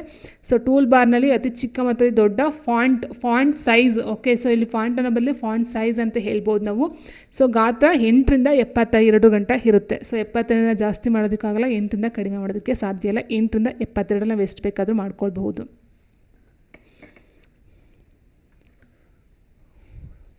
ಈ ಮುಂದಿನ ಯಾವ ಕ್ರಿಯೆಯು ಕಂಪ್ಯೂಟರ್ಗೆ ಎಲ್ಲ ಪರಿಕರಗಳನ್ನು ಸರಿಯಾಗಿ ಜೋಡಿಸಲಾಗಿದ್ದು ಅವು ವ್ಯವಸ್ಥಿತವಾಗಿ ಕಾರ್ಯನಿರ್ವಹಿಸುತ್ತವೆ ಎಂಬುದನ್ನು ದೃಢೀಕರಿಸುತ್ತದೆ? Which of the following process ensures that all the parts of a computer are properly connected and working? ಅಂದರೆ ಕಂಪ್ಯೂಟರ್ನಲ್ಲಿ ಇರ್ತಕ್ಕಂಥ ಪಾರ್ಟ್ಸ್ಗಳೇನಿದೆಯೋ, ಪರಿಕರಗಳೇನಿದೆಯೋ ಅದು ಸರಿಯಾಗಿ ಜೋಡಿಸಿ ಅದು ವ್ಯವಸ್ಥಿತವಾಗಿ ಕಾರ್ಯನಿರ್ವಹಿಸ್ತಾ ಇದೆಯಾ ಇಲ್ವಾ ಅಂತ ದೃಢೀಕರಿಸ್ತಕ್ಕಂಥದ್ದು ಯಾವುದು ಅಂತ ಕೇಳಿದರೆ, ಇಲ್ಲಿ editing, processing and booting and saving ಅಂತ ಕೊಟ್ಟಿದ್ದಾರೆ. ಸೊ ಇಲ್ಲಿ ನಾವು ನೋಡ್ತಾ ಹೋದರೆ ಸ್ನೇಹಿತರೆ, ಬೆಸ್ಟ್ ಅಂತ ನೋಡಿದ್ರೆ ನಾವು CPU ನೋಡ್ತೀವಿ. ಫಸ್ಟು CPU ಏನಿದೆಯೋ ಇದು ಒಂದು ಕಂಪ್ಯೂಟರ್ನ ಕಂಪ್ಯೂಟಿಂಗ್ ಮಾಡ್ತಕ್ಕಂಥ ಹೇಳ್ತೀವಿ. ಬಟ್ ಇಲ್ಲಿ ಕೊಟ್ಟಿರ್ತಕ್ಕಂಥದ್ದು ನಾವು ಎಡಿಟಿಂಗ್ ಅಂದರೆ ಎಡಿಟ್ ಮಾಡ್ತಕ್ಕಂಥದ್ದು ಅಂತ ನಮ್ಗೆ ಗೊತ್ತಿದೆ. ಪ್ರೊಸೆಸಿಂಗ್ ಅಂದರೆ ಒಂದು ಪ್ರೋಸೆಸ್ ನಡೀತಕ್ಕಂಥದ್ದು, ಬಟ್ ಎಲ್ಲನೂ ಪಾರ್ಟ್ಸ್ಗಳನ್ನ ಸರಿಯಾಗಿ ಜೋಡಿಸಿ ವ್ಯವಸ್ಥಿತವಾಗಿ ಕಾರ್ಯನಿರ್ವಹಿಸ್ತಕ್ಕಂಥದ್ದಲ್ಲ. ಸೇವಿಂಗ್ಸ್ ಬರೋದಿಲ್ಲ. ಆನ್ಸರ್ ಆಪ್ಷನ್ 3 ಬೂಟಿಂಗ್ ಅಂತಕ್ಕಂಥದ್ದಾಗಿರುತ್ತೆ. ಓಕೆ, ಸೊ ಕೋಲ್ಡ್ ಬೂಟಿಂಗ್ ಬರುತ್ತೆ, ಬೂಟಿಂಗ್ ಬರುತ್ತೆ. ಸೊ ಅದು ಸಹ ವೆರೈಟಿ ಇದೆ. Answer option 3. ನೋಡಿ, booting is the process of starting or restarting a computer. Okay, booting ಅಂತಕ್ಕಂಥದ್ದು ಕಂಪ್ಯೂಟರ್ನ ಸ್ಟಾರ್ಟ್ ಮಾಡ್ತಕ್ಕಂಥದ್ದಾಗಿರ್ಬೋದು ಅಥವಾ ರೀಸ್ಟಾರ್ಟ್ ಮಾಡ್ತಕ್ಕಂಥದ್ದಾಗಿರ್ಬೋದು. During this process the system performs a diagnostic test known as post power on self test ಅಂತ. ಅಂದರೆ ಇದು check ಮಾಡಿ, power on ಮಾಡಿ, ಆನ್ ಸೆಲ್ಫ್ ಮಾಡಿ ಟೆಸ್ಟ್ ಮಾಡ್ತಕ್ಕಂಥದ್ದು. So which checks all hardware components such as the CPU, RAM, storage devices. Okay, so ಇದನ್ನೆಲ್ಲ check ಮಾಡಿ, hardwares ಅಂತ ಹೇಳಿದಾಗ ಒಂದು ಪಾರ್ಟ್ಸ್ಗಳು ಏನು ಬರ್ತದೋ ಅದನ್ನು ಚೆಕ್ ಮಾಡಿ. So to ensure the are connected and functioning correctly before loading the operating system ಅಂತಕ್ಕಂಥ. ಅಂದರೆ ಎಲ್ಲನೂ ಚೆಕ್ ಮಾಡಿ ಅದನ್ನು ಕಾರ್ಯರೂಪಕ್ಕೆ ತರ್ತಕ್ಕಂಥ ಒಂದು ಕೆಲಸ ಮಾಡ್ತಕ್ಕಂಥದ್ದು ಬೂಟಿಂಗ್ ಆಗಿರುತ್ತೆ. ಸರಿಯಾದ ಹೇಳಿಕೆಗಳನ್ನು ಗುರುತಿಸಿ. ಇದೊಂದು ನೆಟ್ವರ್ಕ್ಗೆ ಸಂಬಂಧಪಟ್ಟಂತೆ ದೇಶಗಳು, ನಗರಗಳು ಮತ್ತು ಖಂಡಗಳನ್ನು ವ್ಯಾಪಿಸಿರುವ ದೊಡ್ಡ ಭೌಗೋಳಿಕ ಪ್ರದೇಶವನ್ನು ನಾವು ವ್ಯಾನ್ ಎಂದು ವ್ಯಾನ್ ಒಳಗೊಂಡಿರುತ್ತದೆ. ಆ್ಯಂಡ್ ಮ್ಯಾನ್ ಇದು ಲ್ಯಾನ್ಗಿಂತ ದೊಡ್ಡ ಭೌಗೋಳಿಕ ಪ್ರದೇಶವನ್ನು ಒಳಗೊಂಡಿದೆ, ಅದರ ವ್ಯಾನ್ಗಿಂತ ಚಿಕ್ಕದಾಗಿದೆ. ವ್ಯಾನ್ಗಳು ಹೆಚ್ಚಾಗಿ ISP ಅಥವಾ ಟೆಲಿಕಾಂ ಆಪರೇಟರ್ಗಳು ನಿರ್ವಹಿಸುತ್ತಾರೆ. ಮ್ಯಾನ್ಗಳನ್ನು ಸಾಮಾನ್ಯವಾಗಿ ಒಂದು ಸಂಸ್ಥೆಯ ಒಡೆತನದಲ್ಲಿ ಇರುತ್ತದೆ ಅಂತ ಕೊಟ್ಟರೆ. ಸೊ ನಾವು ನೋಡ್ತಾ ಹೋದರೆ ಇದು ಕಂಪ್ಯೂಟರ್ ನೆಟ್ವರ್ಕಿಂಗಲ್ಲಿ ಬರುತ್ತೆ ಸ್ನೇಹಿತರೆ. ವ್ಯಾನ್, ಮ್ಯಾನ್ ಮತ್ತು LAN. Okay, so local area network ಅಂತ ಹೇಳ್ತೀವಿ, ವೈಡ್ ಏರಿಯಾ ನೆಟ್ವರ್ಕ್ ಅಂತ ಹೇಳ್ತೀವಿ, ಆ್ಯಂಡ್ ಮೆಟ್ರೋ ಏರಿಯಾ ನೆಟ್ವರ್ಕ್ ಅಂತ ಹೇಳ್ತೀವಿ. ಸೊ ಇಲ್ಲಿ ವ್ಯಾನ್ ಅಂತಕ್ಕಂಥದ್ದು ತುಂಬ ದೊಡ್ಡದಿರುತ್ತೆ, ಅದಕ್ಕಿಂತ ಚಿಕ್ಕದು ಮ್ಯಾನ್ ಆಗಿರುತ್ತೆ, ಅದಕ್ಕಿಂತ ಚಿಕ್ಕದು ಲ್ಯಾನ್ ಆಗಿರುತ್ತೆ. ಲೋಕಲ್ ಏರಿಯಾ ನೆಟ್ವರ್ಕ್ ಅಂತ ಹೇಳಿದರೆ ಇದು ಲೋಕಲ್, ಸ್ಥಳೀಯವಾಗಿ ಬರ್ತಕ್ಕಂಥದ್ದು. ಸೊ ಮೆಟ್ರೋ ಅಂತಕ್ಕಂಥ ಒಂದು ಭೌಗೋಳಿಕ ಪ್ರದೇಶಕ್ಕೆ ಸಂಬಂಧಪಟ್ಟಂತೆ ಬರ್ತಕ್ಕಂಥದ್ದು. ವ್ಯಾನ್ ಅಂತಕ್ಕಂಥದ್ದು ತುಂಬ ದೊಡ್ಡದಾಗಿರುತ್ತೆ. ಸೊ ದೇಶಗಳು, ನಗರಗಳು, ಖಂಡಗಳನ್ನು ವ್ಯಾಪಿಸಿರ್ತಕ್ಕಂಥ ಒಂದು ದೊಡ್ಡ ಭೌಗೋಳಿಕ ಪ್ರದೇಶವನ್ನು ನಾವು ವ್ಯಾನ್ ಅಂತ ಕರಿತೀವಿ. ಸರಿಯಾಗಿದೆ. ಮ್ಯಾನ್ ಇದು ಲ್ಯಾನ್ಗಿಂತ ದೊಡ್ಡ ಭೌಗೋಳಿಕ ಪ್ರದೇಶವನ್ನು ಒಳಗೊಂಡಿದೆ, ಆದರೆ ವ್ಯಾನ್ಗಿಂತ ಚಿಕ್ಕದಾಗಿದೆ. ಹೌದು ನೋಡಿ, ವ್ಯಾನ್ಗಿಂತ ಚಿಕ್ಕದು, ಲ್ಯಾನ್ಗಿಂತ ದೊಡ್ಡದು, ಇದು ಸರಿಯಾಗಿದೆ. ವ್ಯಾನ್ಗಳು ಹೆಚ್ಚಾಗಿ ISP ಅಥವಾ ಟೆಲಿಕಾಂ ಆಪರೇಟರ್ಗಳನ್ನು ನಿರ್ವಹಿಸುತ್ತವೆ, ಅದು ಸರಿ ಇದೆ. ಮ್ಯಾನ್ಗಳನ್ನು ಸಾಮಾನ್ಯ ಒಂದು ಸಂಸ್ಥೆಯ ಒಡೆತನದಲ್ಲಿ ಇರುತ್ತವೆ. ಸೊ ಎಲ್ಲ ಸಹ ಆಪ್ಷನ್ಸ್ಗಳು ಸರಿಯಾಗಿದೆ. ಆನ್ಸರ್ ಆಪ್ಷನ್ 4 ಆಗಿರುತ್ತೆ. ಸೊ ಇಂಗ್ಲೀಷ್ ಬೇಕಂತಲೇ ಇಂಗ್ಲೀಷನ್ನು ಸಹ ನೋಡ್ಕೊಳ್ಬಹುದು ಸ್ನೇಹಿತರೆ.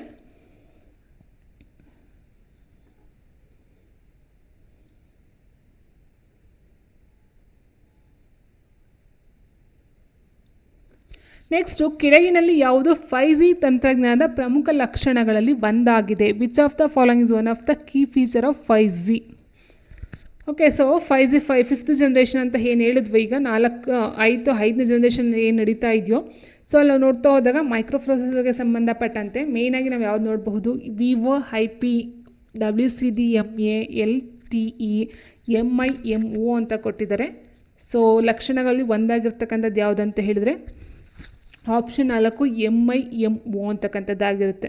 ಸೊ ಇದನ್ನು ನೋಡ್ತಾ ಹೋದಾಗ ಸ್ನೇಹಿತರೆ ನೋಡಿ, MIMO ಅಂತೇಳಿದ್ರೆ ಮಲ್ಟಿಪಲ್ ಇನ್ಪುಟ್ ಮಲ್ಟಿಪಲ್ ಔಟ್ಪುಟ್ ಅಂತಕ್ಕಂಥದ್ದು ಆಗಿದೆ. ಮಲ್ಟಿಪಲ್ ಇನ್ಪುಟ್ ಮಲ್ಟಿಪಲ್ ಔಟ್ಪುಟ್ ಅಂತಕ್ಕಂಥದ್ದು is a foundational technology for 5G. Specially massive MIMO is used in 5G base stations to significantly increase network capacity and improve signal coverage by utilizing a large number of antennas. Okay, so ಇಲ್ಲಿ often 64 or more, 64 ಗಿಂತ ಜಾಸ್ತಿ ಆಂಟೆನಾಗಳನ್ನು ಇರುತ್ತವಂತೆ. So ಅದನ್ನು ಏನು ಮಾಡೋದು, ಸಿಗ್ನಲ್ನ cover ಮಾಡ್ತಕ್ಕಂಥ ಒಂದು ಕೆಲಸ ಆಗಿರ್ಬೋದು, ನೆಟ್ವರ್ಕ್ ಕೆಪಾಸಿಟಿ ಇನ್ಕ್ರೀಸ್ ಮಾಡ್ತಕ್ಕಂಥದ್ದಾಗಿರ್ಬೋದು, ಈ ಒಂದು 5G ಬೇಸಿಸ್ ಮೇಲೆ ನೋಡ್ತಾ ಹೋಗ್ತೀವಿ MIMOನ. And to send and receive multiple data streams simultaneously, ಅದೇ ಹೇಳಿದಾಗೆ ಸಿಗ್ನಲ್ನ ಕವರ್ ಮಾಡ್ತಕ್ಕಂಥದ್ದು ಏನಿತ್ತು, ಸೊ ಲಾರ್ಜ್ ನಂಬರಲ್ಲಿ ಆಂಟೆನೆಗಳನ್ನು ಅದು ಸೆಂಡ್ ಮಾಡ್ತಕ್ಕಂಥದ್ದಾಗಿರ್ಬೋದು ಆಂಟೆನಾಗಳಿಗೆ. ಸೊ ಆ ರೀತಿ ಕೆಲಸವನ್ನು ಇದು ಮಾಡ್ತಕ್ಕಂಥದ್ದು ಆಗಿದೆ. ಆ್ಯಂಡ್ ನೆಕ್ಸ್ಟ್ ನೋಡ್ತಾ ಹೋದರೆ ವೈ ಅದರ್ ಆಪ್ಷನ್ಸ್ ಅಂದರೆ ವಿವೋ IP ಅಂತಕ್ಕಂಥದ್ದು ಆ್ಯಂಡ್ WCDMA, LTE ಇದೆಲ್ಲ ಏನಕ್ಕೆ ಆಗಲ್ಲ ಅನ್ನೋದಾದರೆ ನೋಡಿ, ವಾಯ್ಸ್ ಓವರ್ ಇಂಟರ್ನೆಟ್ ಪ್ರೋಟೋಕಾಲ್ ಅಂತ ಹೇಳ್ತೀವಿ. ವಿವೋ IP, voice over internet protocol. This is a general technology for deriving voice calls over IP networks that has exist for decades. Okay, which 5G uses a specific version called ವಿವೋ NR ಅಂತಕ್ಕಂಥದ್ದು. And ವಿವೋ IP itself is not a feature in Q2 or defining of 5G ಬರೋದಿಲ್ಲ ಇದು. So ಇದೊಂದು voice over internet protocol ಆಗಿರ್ತಕ್ಕಂಥದ್ದಾಗಿದೆ. And ಎರಡನೇದು ಬಂದು WCDMA ಅಂದ್ರೇನು, wide band code division multiple access ಅಂತ ಹೇಳ್ತೀವಿ. This is the primary air interface standard for 3G network. 3G ನೆಟ್ವರ್ಕಲ್ಲಿ ಬರ್ತಕ್ಕಂಥದ್ದು ಆಗಿದೆ ಸ್ನೇಹಿತರೆ. It is an older technology largely retired in favour of never standards ಅಂತಕ್ಕಂಥದ್ದು ಆಗಿದೆ. ಅಂದರೆ 3rd ಜನರೇಷನಲ್ಲಿ ಬರ್ತಕ್ಕಂಥದ್ದಾಗಿತ್ತು. ಇನ್ನು LTE ಅಂತ ಹೇಳಿದ್ರೆ ಲಾಂಗ್ ಟರ್ಮ್ ಎವಲ್ಯೂಷನ್ ಅಂತ ಹೇಳ್ತೀವಿ. This is the standard for 4G network while 5G can work along side LTE in non stand loan mode. LTE is a fundamentally a 4G technology. Okay, so ಇದೊಂದು 4G ಬರುತ್ತೆ, ಇದು ಬಂದು 3G ಬರುತ್ತೆ. So ಹಾಗಾಗಿ ಇದೆಲ್ಲ 5Gಗೆ ಬರೋದಿಲ್ಲ.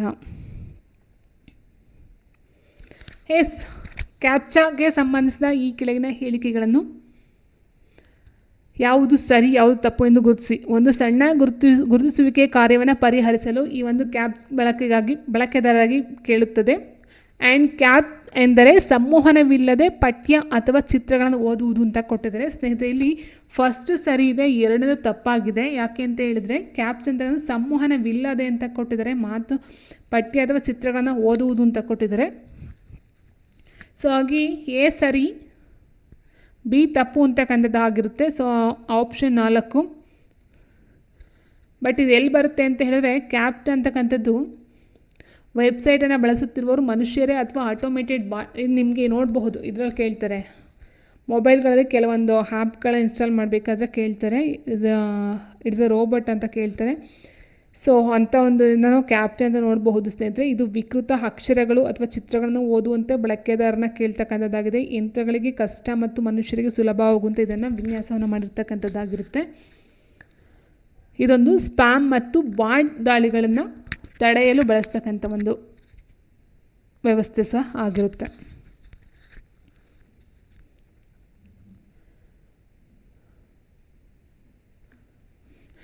ಇಲ್ಲಿ ಒಂದಿಸಿ ಬರೆಯನ್ನು ಕೊಟ್ಟಿದ್ದಾರೆ. Web client, cloud, website, web page ಅಂತ ಕೊಟ್ಟಿದ್ದಾರೆ. ಸೊ ವೆಬ್ಸೈಟ್ ಅಂತ ಹೇಳಿದಾಗ ವೆಬ್ ಪೇಜ್ಗಳ ಸಂಗ್ರಹ ಬರುತ್ತೆ ಸ್ನೇಹಿತರೆ. ವೆಬ್ಸೈಟ್ ಹಲವಾರು ವೆಬ್ ಪೇಜ್ಗಳ ಒಂದು ಸಂಗ್ರಹವನ್ನು ನಾವು ವೆಬ್ಸೈಟ್ ಅಂತ ಹೇಳ್ತೀವಿ. Collection of the web pages is a website. Web page ಅಂತ ಹೇಳಿದಾಗ ಇದೊಂದು HTML ಡಾಕ್ಯುಮೆಂಟ್ ಬರುತ್ತೆ. ವೆಬ್ ಪೇಜ್ ಬಂದು HTML ದಾಖಲೆ ಇದು ಬರ್ತಕ್ಕಂಥದ್ದು. ಇನ್ನು ವೆಬ್ ಕ್ಲೈಂಟ್ ಅಂತಕ್ಕಂಥದ್ದು ಇಂಟರ್ನೆಟ್ ಬಳಸಲು ಉಪಯೋಗಿಸ್ತಕ್ಕಂಥ ಒಂದು ಸಾಧನ. Web client is a device use to access internet ಆಗುತ್ತೆ. ಇನ್ನು ಕ್ಲೌಡ್ ಬಂದು internet based storage and devices ಸಾಧನಗಳು. ಸೊ ಓಕೆ, ಸೊ ಇದ್ರ ಪ್ರಕಾರ ಎಗೆ 3 ಬರುತ್ತೆ. ಓಕೆ, ಎಗೆ 3 ಬರುತ್ತೆ. ಅದಾದ ನಂತರ ಬಿಗೆ 4, ಆಪ್ಷನ್ 3 ಆಗಿರುತ್ತೆ.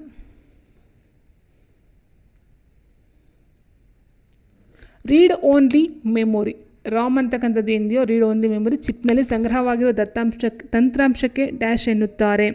Dash is a software stored in read only memory chip. Okay, so ಈ ಒಂದು ರಾಮ್ ಚಿಪ್ನಲ್ಲಿ ಇರ್ತಕ್ಕಂಥ ಸಾಫ್ಟ್ವೇರ್ ಸ್ಟೋರೇಜ್ಗೆ ಏನಂತ ಕರೀತಾರೆ? Middleware, firmware, program, shareware. So ಆನ್ಸರನ್ನು ನೋಡ್ತಾ ಹೋದರೆ ಆಪ್ಷನ್ 2 ಫಾರ್ಮ್ ವೇರ್ ಅಂತ ಕರೀತಾರೆ. ಸೊ ಏನು ರೀಡ್ ಓನ್ಲಿ ಮೆಮೊರಿಲಿ ಇರುತ್ತೋ ಮೆಮೊರಿ, ಸೊ ಅದಕ್ಕೆ ಕರಿತಕ್ಕಂಥ ಫಾರ್ಮ್ ವೇರ್ ಆಗಿರುತ್ತೆ.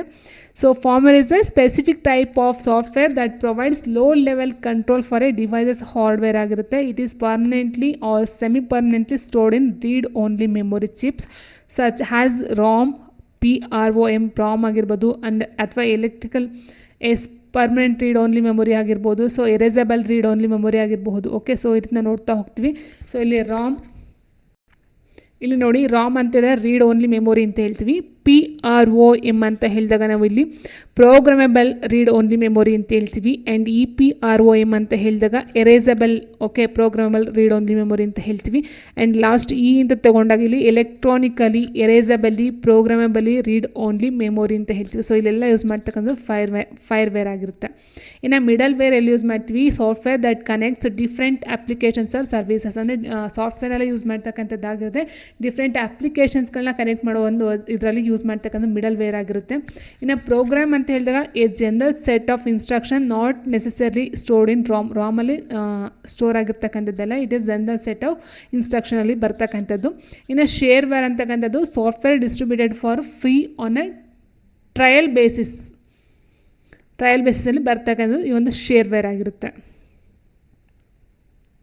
ಓಕೆ, ಈ ಕೆಳಗಿನಲ್ಲಿ DDL ವಿಸ್ತೃತ ರೂಪ ಏನಂತ ಕೇಳಿದರೆ, DDLನ ಒಂದು ವಿಸ್ತೃತ ರೂಪ ಏನು? Detailed data language, dynamic data language, data derivation language, data definition language ಅಂತ ಕೊಟ್ಟಿದ್ದಾರೆ. ಸೊ DDL ಅಂತ ಹೇಳಿದ್ರೆ ಡೇಟಾ ಡೆಫಿನೇಷನ್ ಲ್ಯಾಂಗ್ವೇಜ್, ಆಪ್ಷನ್ 4 ಆಗಿರುತ್ತೆ.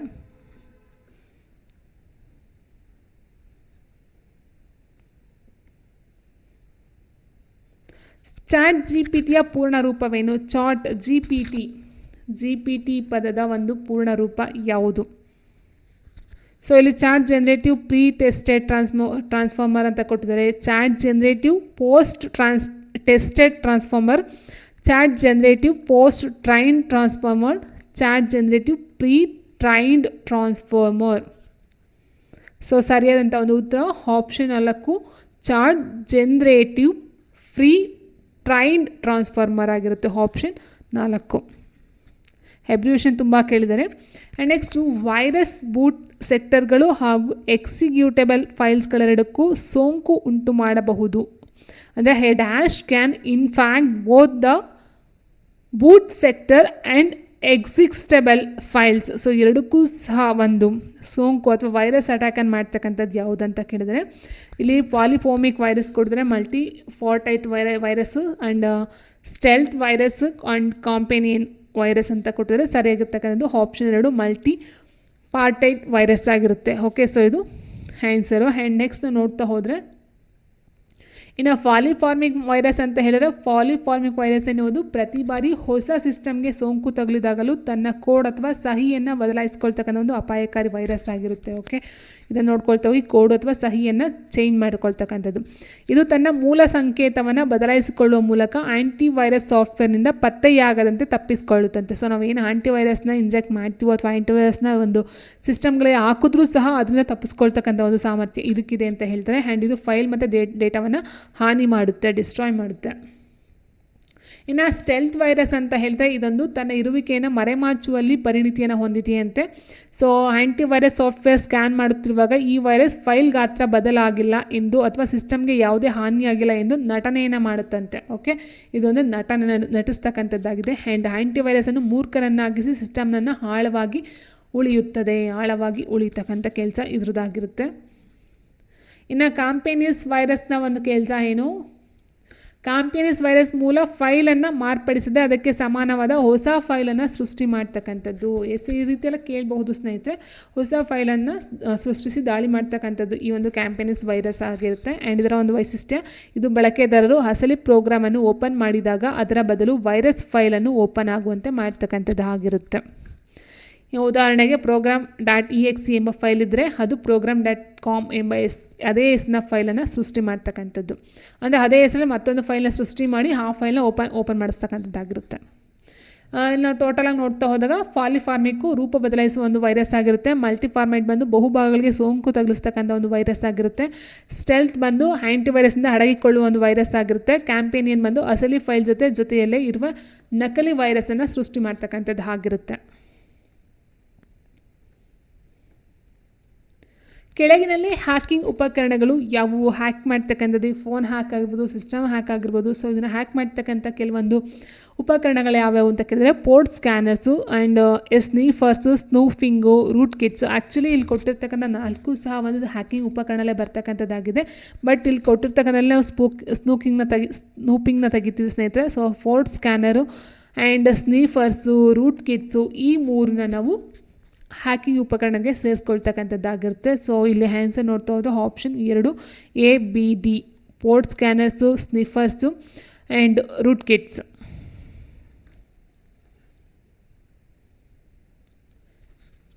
ಆ್ಯಂಡ್ ನೆಕ್ಸ್ಟ್ ಲಾಸ್ಟ್ ಕ್ವೆಶನ್, ಈ ಕೆಳನ್ನು ಹೊಂದಿಸಿ ಬರೆಯಿರಿ. Inbox and start labels active ಅಂತ ಕೊಟ್ಟಿದ್ದಾರೆ. ಸೊ ಇಲ್ಲ ನೋಡ್ತಾ ಹೋದಾಗ ಸೊ ನೋಡಿ ಇಲ್ಲಿ ಇನ್ಬಾಕ್ಸ್ ಅಂತಕ್ಕಂಥದ್ದು ಏನಿದೆಯೋ ಸೊ ಇದು screen where incoming message are received. Okay, ಹೌದಾ? ಸೊ ಇನ್ಬಾಕ್ಸ್ ಅಂತ ಹೇಳಿದಾಗ ಮೆಸೇಜಸ್ನ ರಿಸೀವ್ ಮಾಡ್ತಕ್ಕಂಥದ್ದು. ಸೊ ಅದು ಮೊಬೈಲ್ ಆಗಿರ್ಬೋದು, ಲ್ಯಾಪ್ಟಾಪ್ ಆಗಿರ್ಬೋದು, ಇನ್ನೊಂದಾಗಿರ್ಬೋದು. ಇನ್ಬಾಕ್ಸಲ್ಲಿ ಏನಾಗುತ್ತೆ, ಸ್ಟೋರ್ ಆಗುತ್ತೆ ಬಂದಂತಹ ಒಂದು ಮೆಸೇಜಸ್ ಇನ್ಕಮಿಂಗ್ ರಿಸೀವ್ ಮಾಡ್ಕೊಳ್ತಕ್ಕಂಥದ್ದು ಆಗಿರುತ್ತೆ. ಸೊ ಇದ್ರ ಪ್ರಕಾರ ಫಸ್ಟ್ ಒಂದು ಆನ್ಸರ್ ಆಗೋಯಿತು. ಇನ್ನು ಸ್ಟೇರ್ ಅಂತಕ್ಕಂಥದ್ದು option use to mark messages has important messages ಏನಿರುತ್ತೋ ಅದನ್ನು ಮಾರ್ಕ್ ಮಾಡ್ತಕ್ಕಂಥದ್ದಾಗಿರುತ್ತೆ. ಆ್ಯಂಡ್ ನೆಕ್ಸ್ಟ್ ಲೇಬಲ್ಸ್ನ ಅವ್ರು ತೊಗೊಳ್ತಾ ಹೋದಾಗ a categorized and recognized email folders ಅಂತಕ್ಕಂಥದ್ದು ವರ್ಗೀಕರಿಸಿದ ಹಾಗೂ ಸಂಗ್ರಹಿಸಿದ ಇಮೇಲ್ ಫೋಲ್ಡರ್ ಆಗಿರುತ್ತೆ. ಆ್ಯಂಡ್ ಆರ್ಚಿವ್ ಅಂತಕ್ಕಂಥದ್ದು ಈ folder where you store mail that is no longer needed. ಅಂದರೆ ಇನ್ನು ಮುಂದೆ ಅಗತ್ಯವಿಲ್ಲದ ಮೇಲ್ಗಳನ್ನು ಸಂಗ್ರಹಿಸ್ತಕ್ಕಂಥ ಒಂದು ಫೋಲ್ಡರ್ ಬಂದು ಆರ್ಚಿವ್ ಅಂತಕ್ಕಂಥದ್ದು ಆಗಿರುತ್ತೆ. So answer option 1. ಸೊ ಇದಾಗಿತ್ತು ಸ್ನೇಹಿತರೆ ಇವತ್ತಿನ video. So I hope video ಇಷ್ಟ ಆಯ್ತು ಅಂತ ಅಂದ್ಕೊಳ್ತೀನಿ. ಆ್ಯಂಡ್ ಇಷ್ಟ ಆಗೋದಕ್ಕಿಂತ ಹೆಚ್ಚಾಗಿ ಈ ಒಂದು ಪ್ಯಾಟರ್ನಲ್ಲಿ ಅಪ್ಲಿಕೇಶನ್ ಟೈಪಲ್ಲಿ ಕ್ವಶನ್ಸ್ಗಳು ಹೇಳಿಕೆಗಳ ಒಂದು ಟೈಪಲ್ಲಿ ಸೊ ಕ್ವಶನ್ಸ್ಗಳು ಇತ್ತೀಚಿನ ಒಂದು ದಿನಗಳಲ್ಲಿ ಬರ್ತಕ್ಕಂಥ ಒಂದು ಮೆಥಡ್ಗಳು ಆಗಿದೆ ಸ್ನೇಹಿತರೆ. ಸೊ ಹಾಗಾಗಿ ಈ ಒಂದು ಬೇಸಿಸ್ ಮೇಲೆ ನೀವು ಸ್ಟಡಿಯನ್ನು ಮಾಡ್ಕೊಳ್ತಕ್ಕಂಥದ್ದು ಒಳ್ಳೆಯದಾಗಿರುತ್ತೆ.